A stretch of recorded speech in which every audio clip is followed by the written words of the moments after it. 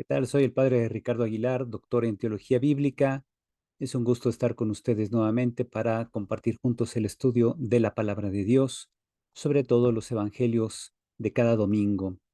Voy a compartirles en pantalla entonces lo que es el estudio correspondiente al evangelio de este domingo 31 del tiempo ordinario, que corresponde al 5 de noviembre de 2023.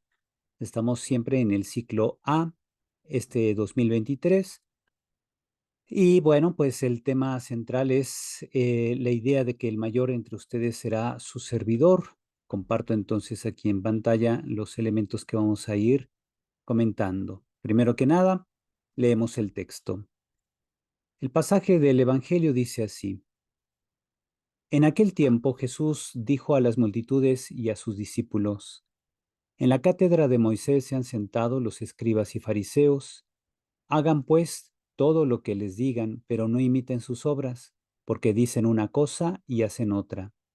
Hacen fardos muy pesados y difíciles de llevar, y los echan sobre las espaldas de los hombres, pero ellos ni con el dedo los quieren mover. Todo lo hacen para que los vea la gente. Ensanchan las filacterias y las franjas del manto, les agrada ocupar los primeros lugares en los banquetes y los asientos de honor en las sinagogas. Les gusta que los saluden en las plazas y que la gente los llame maestros. Ustedes, en cambio, no dejen que los llamen maestros, porque no tienen más que un maestro y todos ustedes son hermanos.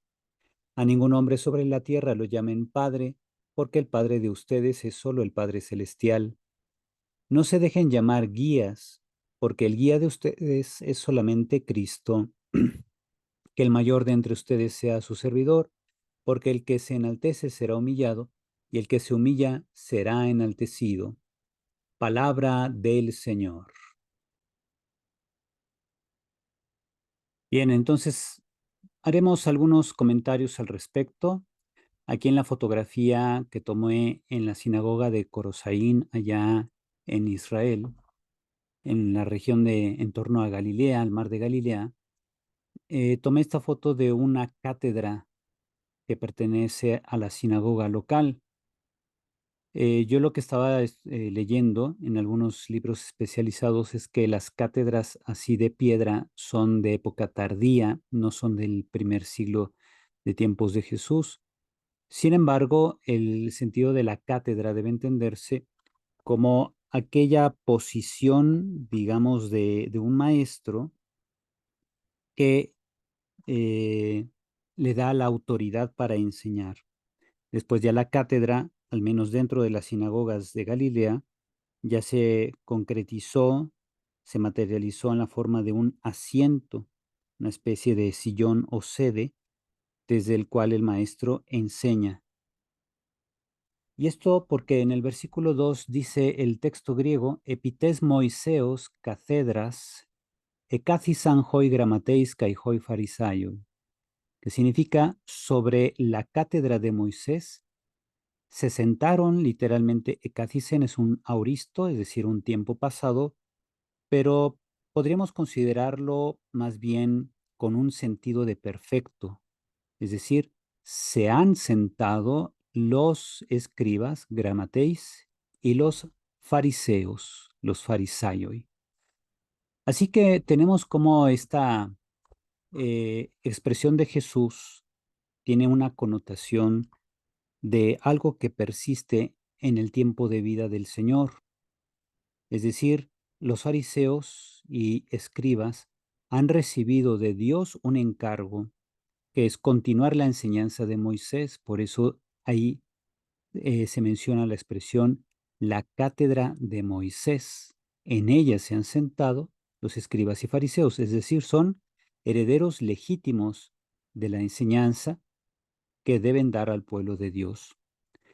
Luego en el versículo 3 Jesús dice, Panta un hosa ean eiposin himin poyesate kaitereite, es decir, todo cuanto ellos digan, ustedes realicen o hagan y observen.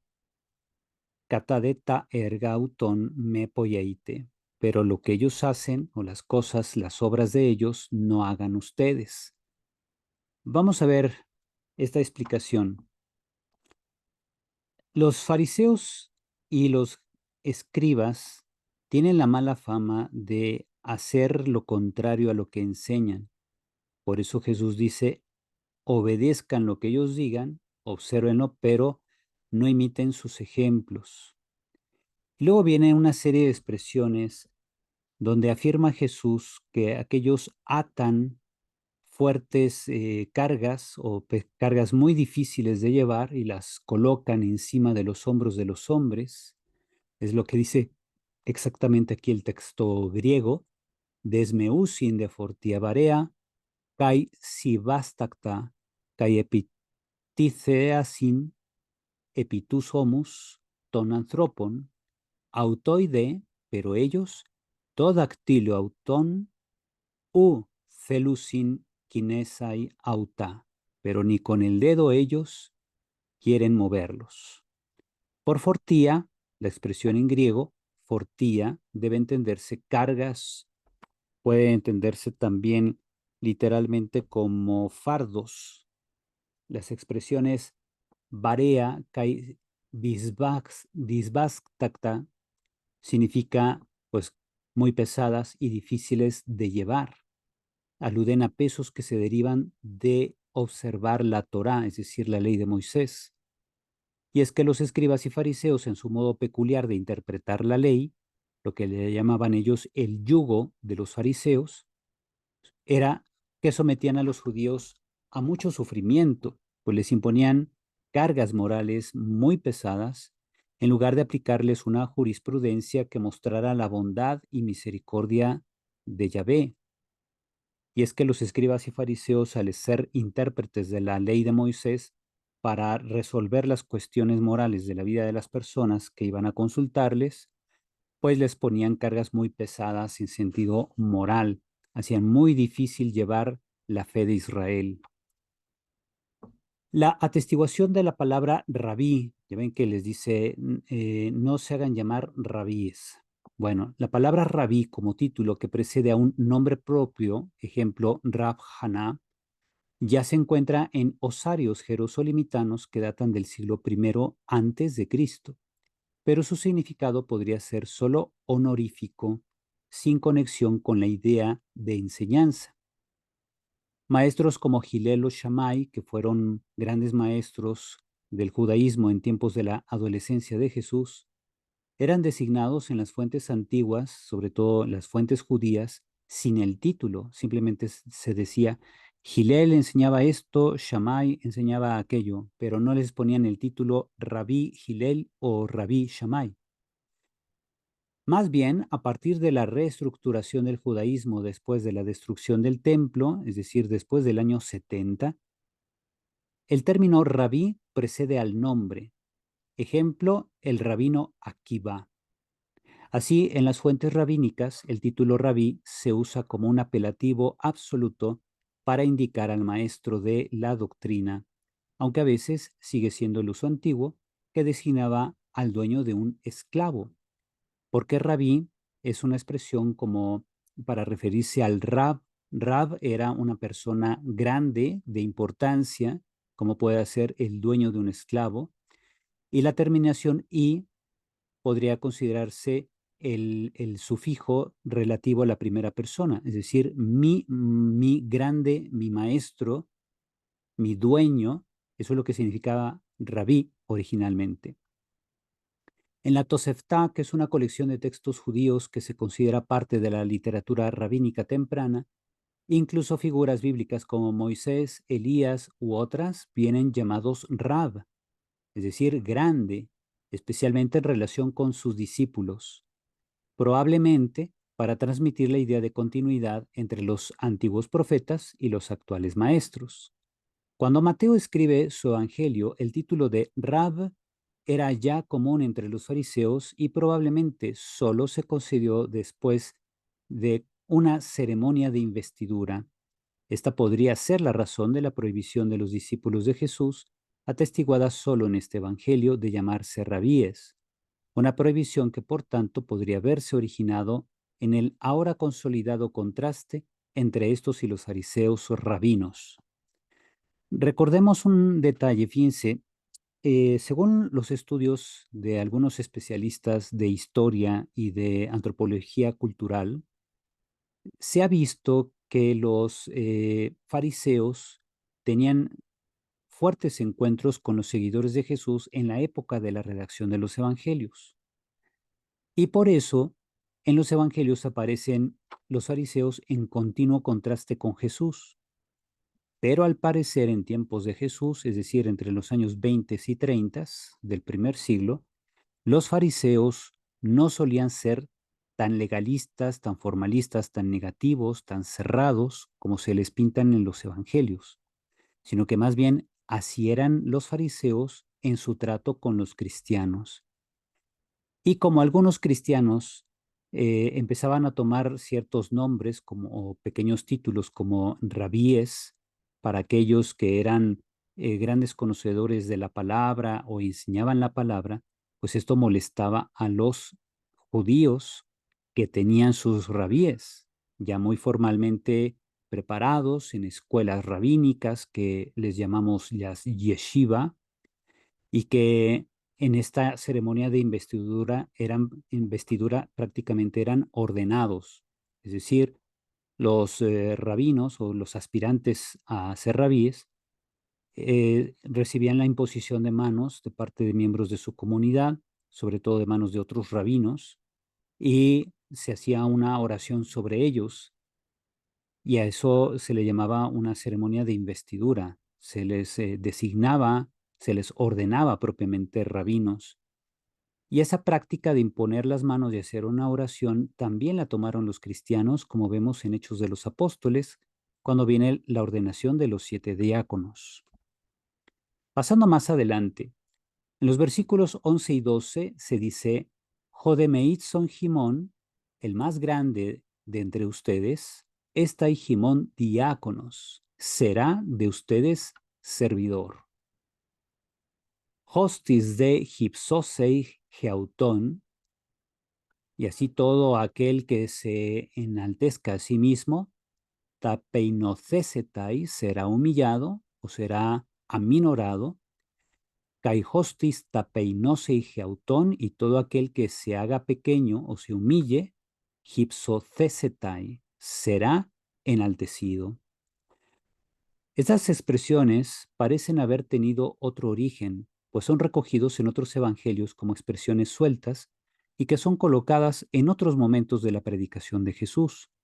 Así, por ejemplo, en Lucas 14:11, después de que Jesús enseña que cuando te inviten a un lugar a comer, no ocupes los primeros lugares de la mesa, sino los últimos, para que cuando llegue el que te invitó, te acerque más a la cabecera y seas enaltecido, y no que sentándote tú a la cabecera, llega el que los invitó a todos y te tenga que mover de lugar, y entonces te sentirás humillado. Bien, entonces, al cerrar esa pericopa, en Lucas 14, versículo 11, Jesús dice, porque todo el que se enaltece será humillado, y el que se humille será ensalzado. Esa expresión viene repetida literalmente en Lucas 18:14, pero también en Mateo 18:4 la tenemos. El mayor en el reino de los cielos será el que se humille como este niño. Por tanto, podemos pensar que Jesús en su actividad histórica insistía en este punto, dado que las diversas tradiciones recogieron una frase al menos de este tipo, y que ya después los evangelistas la colocan en distintos momentos de su narrativa, pero el dicho como tal claramente puede venir del Señor con toda seguridad. Las acusaciones que Jesús dirige a los fariseos deben leerse a partir de una consideración general. En la época de Jesús, la doctrina y la enseñanza sobre la Torá eran dictados principalmente por estos y por los escribas, que de hecho, según Jesús, estaban sentados en la cátedra de Moisés, así lo dice en el versículo 2. Esta es una evaluación positiva del papel de los fariseos. Es decir, Jesús acepta que escribas y fariseos detentan legítimamente el poder o la facultad de enseñar en nombre de Moisés y enseñar la ley de Moisés. Ciertamente, confirma Jesús la estimación que el primer evangelio, a pesar de las apariencias, reserva a los escribas. Es algo reconocido por todos, incluso por Jesús, hasta el punto de que Mateo no acusa a los fariseos de ser impostores, maestros de mentira. Más bien tenemos esta expresión: todas las cosas que les dicen, háganlas y obsérvenlas. Y esta es, entre las recomendaciones de Jesús, quizás la menor acogida por los cristianos, porque tenemos la costumbre de juzgar a los fariseos por su cerrazón de corazón. Mateo les reprocha que digan y no hagan, que enseñen correctamente, pero sin tener una práctica correspondiente o con una práctica insuficiente. Sin embargo, Jesús no está condenando a los fariseos, sino que les reprocha para que ellos se conviertan, que ellos cambien de actitud. Esto en literatura se le llama invectiva, es decir, es una reprensión fuerte, pero que busca corregir la actitud de una persona. Para enmarcar las invectivas, que es este discurso de censura violenta de Jesús hacia los fariseos, podemos pensar que pudo haber habido una particular cercanía entre el autor de Mateo, o sea, el autor de este evangelio, con su comunidad y los fariseos después del 70. Mateo nos proporciona y nos muestra que había una subdivisión dentro de los fariseos. El autor del Evangelio pone en labios de Jesús un reconocimiento con respecto a los fariseos. Estos enseñan bien, pero no viven en consecuencia de la interpretación que dan de la Torá. Jesús llama a los fariseos a la coherencia, pero quizás también critica algunas de sus interpretaciones demasiado liberales, que por un lado los caracterizaba como la relativa a una de las opiniones sobre el divorcio. Ya ven que ellos decían que supuestamente Moisés les había autorizado divorciarse de la mujer por cualquier causa.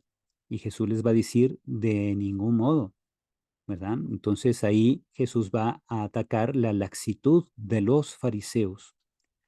Y por otro lado también tenemos el excesivo rigor con el que los fariseos pretendían imponer algunas normas, por ejemplo, las relativas a la observancia del sábado, y por eso ellos se escandalizaban de que Jesús sanara en sábado. La prohibición de Jesús a sus discípulos de ser llamados rabíes se originó dentro de la polémica de la comunidad de Mateo con los fariseos o algunos de ellos.